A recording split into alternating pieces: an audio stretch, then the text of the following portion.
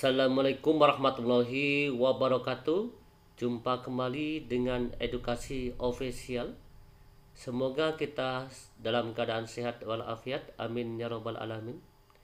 Bapak ibu sekalian, seperti biasa edukasi selalu memberikan informasi seputar mengenai tentang P3K. Salah satunya mengenai tentang pembahasan soal-soal P3K tahap 1 dan tahap 2. Kali ini kita akan membahas yaitu mengenai tentang bentuk soal terbaru di tahap kedua, bidang manajerial dan bidang sosiokultural. Perlu diketahui, soal bidang manajerial dan sosiokultural ini merupakan tipe soal terbaru dikhususkan di tahap kedua. Pada bagian 8 ini akan kita lengkapi pembahasan yang mudah dipahami. Edukasi mohon dukungan dengan cara like, subscribe, dan share. Dan kami ucapkan terima kasih atas dukungannya selama ini. Baik, langsung saja kita masuk pada soal nomor 1. 1. Saya adalah seorang guru berintegritas karena A. Konsisten antara tindakan dan norma serta nilai yang diyakini. B. Bekerja sesuai prinsip-prinsip kependidikan. C. Satunya kata atau satu kata dan perbuatan dalam keseharian. D. Hidup sejalan dengan agama yang dianut. Kata kuncinya adalah guru berintegritas. Kita perhatikan untuk manajerial, ini poin tertinggi adalah 4. Kita perhatikan dari kata kunci guru berintegritas ini, yaitu jawaban yang benar adalah A, yaitu konsisten antara tindakan dan norma serta nilai yang diyakini. A ini mendapatkan poin tertinggi yaitu 4. Berarti jawabannya adalah A. Berikutnya nomor 2. Bentuk tanggung jawab guru terhadap hasil evaluasi belajar murid adalah A. Menyampaikan raport kepada wali murid. B. Memotivasi murid untuk meningkatkan prestasinya. C. Mendokumentasikan nilai ujian ke buku induk. D. Memberikan apresiasi terhadap murid berprestasi. Kata kuncinya adalah tanggung jawab seorang guru terhadap hasil evaluasi belajar murid. Ya, jadi kata kuncinya adalah tanggung jawab guru dari hasil evaluasi belajar murid gitu. Berarti tanggung jawab kita seorang guru adalah menyampaikan hasil evaluasi atau raport kepada wali murid. Berarti opsi A mendapatkan poin 4. Berarti jawabannya adalah A. Nomor 3. Agar peserta didik memiliki tingkat kepercayaan yang tinggi terhadap guru, maka sikap yang tepat dilakukan oleh guru adalah A. Berjanji memberikan reward bagi murid yang aktif. B. Memberikan penilaian secara adil ke semua murid. C. Menyampaikan hasil ulangan ke semua murid. D. Menegur murid yang tidak disiplin. Kata kuncinya adalah tingkat kepercayaan terhadap guru. Kata kuncinya adalah peserta didik memiliki tingkat kepercayaan yang tinggi terhadap guru, ya. Maka sikap yang tepat dilakukan oleh guru adalah untuk poin tertinggi nomor 3 ini adalah memberikan penilaian secara adil ke semua murid.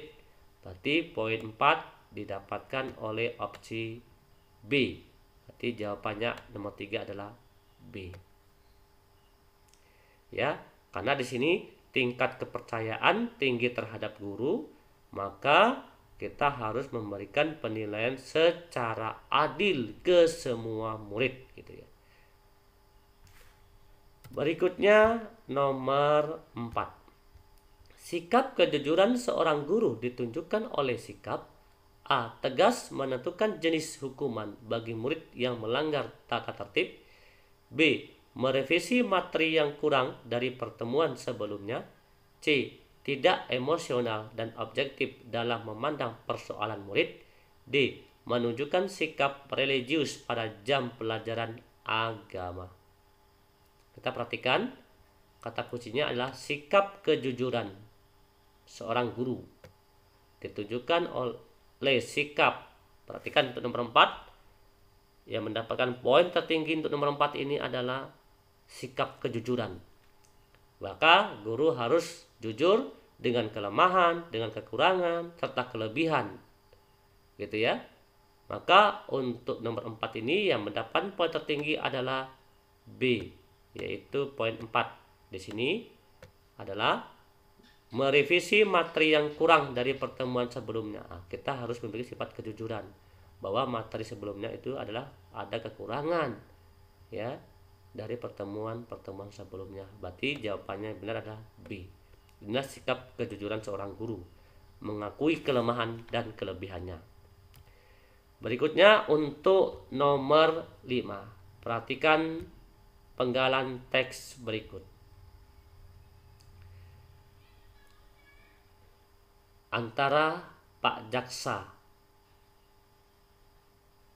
Itulah sedikit perdebatan antara Baharudin Lopa, mantan Jaksa Agung dan Menteri Kehakiman, dan supirnya ketika melakukan kunjungan kerja di Sulawesi Selatan. Beliau tahu bahwa bensin mobil dinasnya tinggal sedikit. Ceritanya, ketika akan pulang, beliau mendapati jarum penunjuk bahan bakarnya berada di atas. Artinya, ada yang mengisi bensin mobil dinasnya. Tak kalah sopirnya menyebut nama seseorang pejabat di Kejaksaan Negeri yang baru saja didatangi. Sontak Baharudin Lopa naik pitam. Disuruhnya sang sopir kembali ke kantor kejaksaan yang sudah lama mereka tinggalkan. Jaksa yang memberi bensin diperintahkan untuk menyedot kembali bensin yang dimasukkannya, persis sejumlah yang dia masukkan. Baginya, uang jalan yang didapatnya harus dipergunakan sesuai kebutuhan, sesuai peruntukan.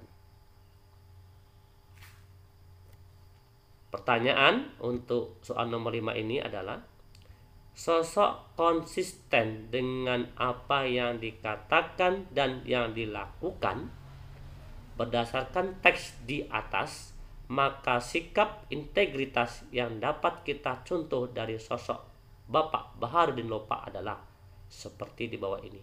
Maka kata kuncinya adalah sikap integritas ya, yang dapat kita contoh dari sosok Baharudin Lopa adalah, namun di sini ada kata kuncinya yaitu kecuali.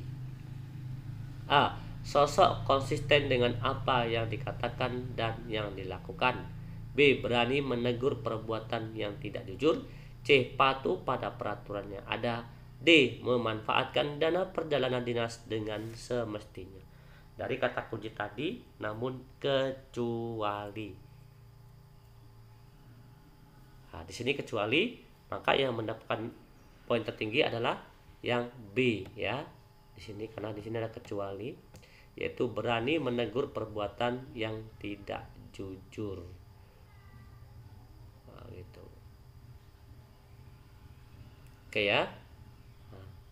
Mengapa bukan yang A?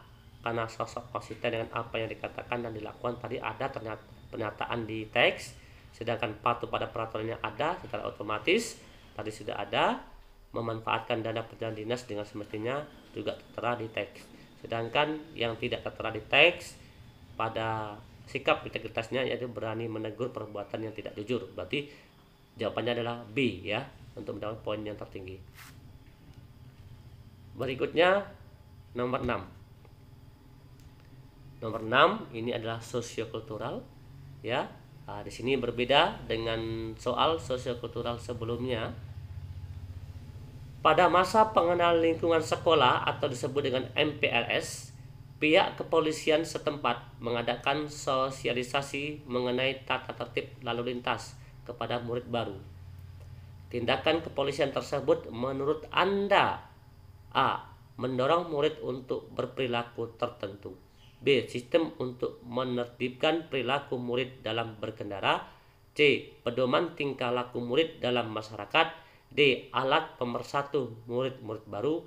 E. Alat solidaritas bagi murid baru.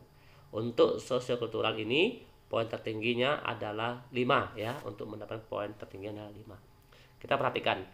Pada untuk nomor 6 ini kata kuncinya tadi adalah di acara MPLS polisi memberikan yaitu sosialisasi mengenai tentang tata tertib berlalu lintas kepada murid baru.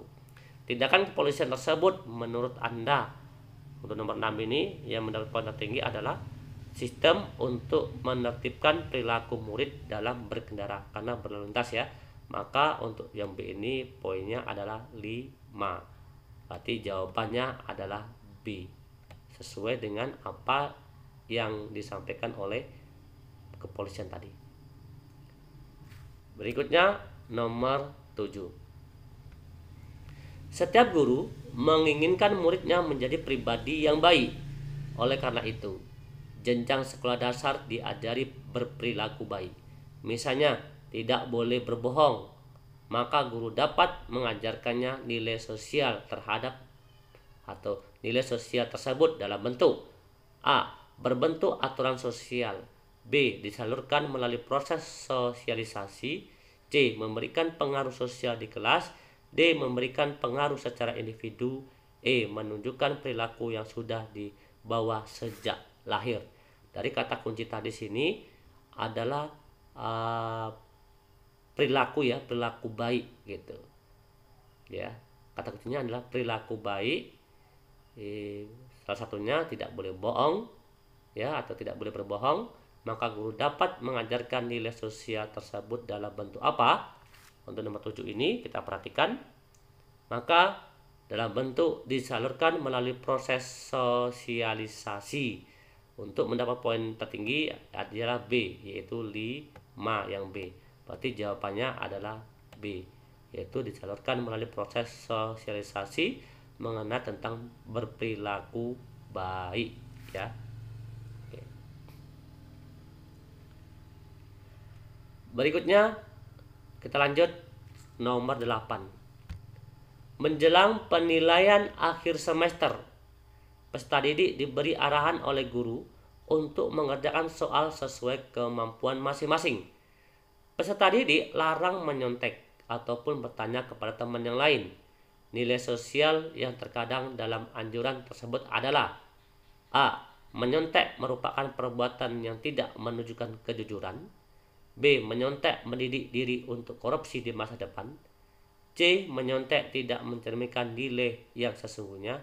D. Menyontek bisa mendapatkan nilai yang jelek. E. Menyontek dapat hukuman tidak naik kelas. Di sini kata kuncinya adalah dilarang menyontek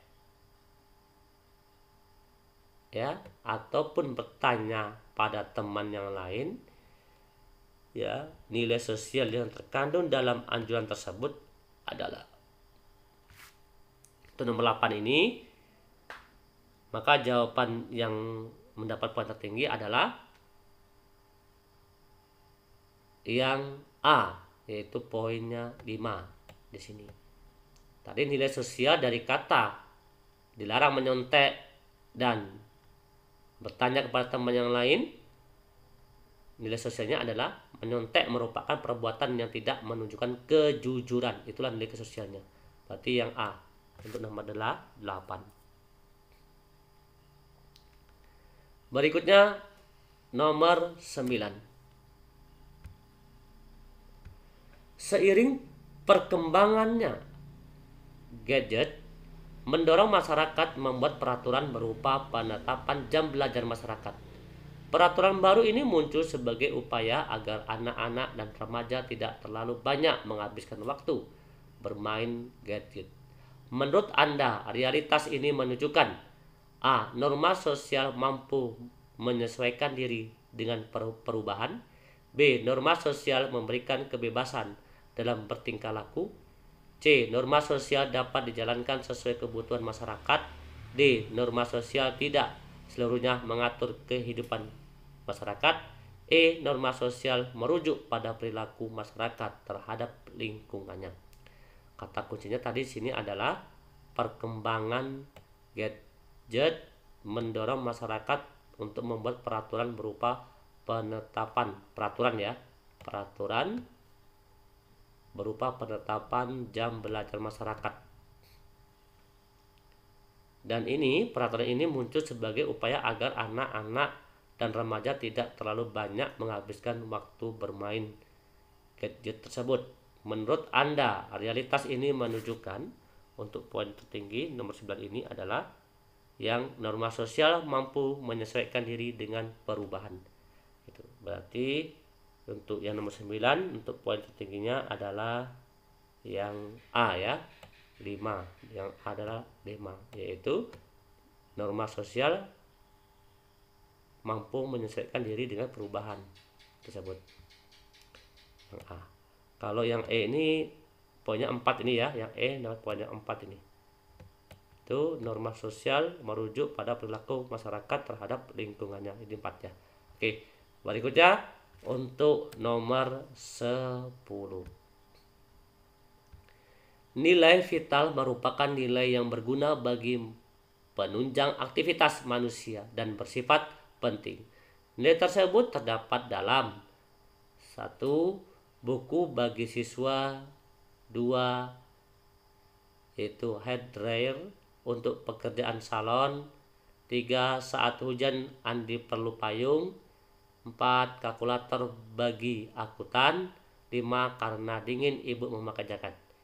Pernyataan di atas menunjukkan nilai vital, yakni terdapat pada nomor A. Alat tulis bagi siswa. B. Buku ajar bagi guru. C. Payung agar tidak kehujanan saat ke sekolah. D. Kalkulator bagi murid jurusan akuntansi. E. Jaket alma mater sebagai identitas sekolah. Perhatikan di sini bersifat penting ya, nilai, kata kerja nilai vital merupakan nilai yang berguna bagi penunjang aktivitas manusia dan bersifat penting. Maka yang untuk mendapatkan poin tertinggi untuk nomor 10 ini adalah yang alat tulis bagi siswa, berarti yang A, yaitu poinnya 5, berarti yang A. Oke, cukup sekian edukasi bahas, semoga bermanfaat bagi Bapak Ibu sekalian. Sekali lagi mohon dukungan dengan cara like, subscribe, dan share. Kami akhiri, wassalamualaikum warahmatullahi wabarakatuh. Salam edukasi.